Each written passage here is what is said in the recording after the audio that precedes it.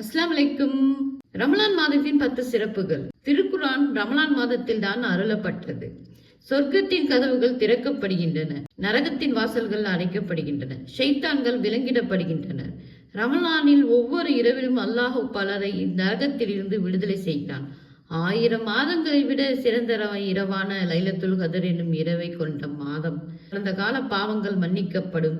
ரமலான் மாதத்தில் உம்ரா செய்தால் ஹஜ் செய்த நன்மைகள் கிடைக்கிறது. நபி ஸல்லல்லாஹு அலைஹி வஸல்லம் அவர்கள் மற்ற நாட்களை விட ரமலானில் அதிக தர்மம் செய்தவர்களாக இருந்தார். கூடுதல் நன்மைகளை பெற்றுத்தரும் மாதம். எல்லா புகழும் இறைவனுக்கே. ரமலான் மாதத்தை நாம் அடைந்திருப்பதற்காக இறைவனுக்கு நன்றி கூறுகிறேன்.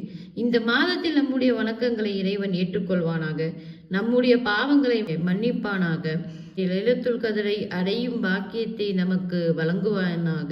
மேலும் இந்த புனித மாதத்தில் மன்னிக்கப்பட்டு உயர்த்தப்படுபவர்களில் நம் அனைவரின் பெயர்களையும் சேர்ப்பானாக. வறுமையிலும் மன கஷ்டத்திலும் உள்ளவர்களுக்கு இந்த ரமலானில் அதிக பரக்கத்தையும் நிம்மதியும் தருவானாக. நமது நோன்பை ஏற்றுக்கொள்வானாக, நமது தொழுகையை ஏற்றுக்கொள்வானாக, நமது தான தர்மங்களை ஏற்றுக்கொள்வானாக. என்ன தேவைகள் இருக்கிறதோ அதை வல்ல இறைவன் நிறைவேற்றி தருவானாக. நமது நோன்பிலோ தொழுகையிலோ ஏதேனும் சிறிய பெரிய தவறுகள் இருந்த வல்ல இறைவன் மன்னித்தம் பொறுத்து அதையும் ஏற்றுக்கொள்வானாக. ஆமீன் ஆமீன் யா ரப்பல் ஆலமீன். அஸ்ஸலாமு அலைக்கும் வரஹ்மத்துல்லாஹி வபரகாத்துஹு.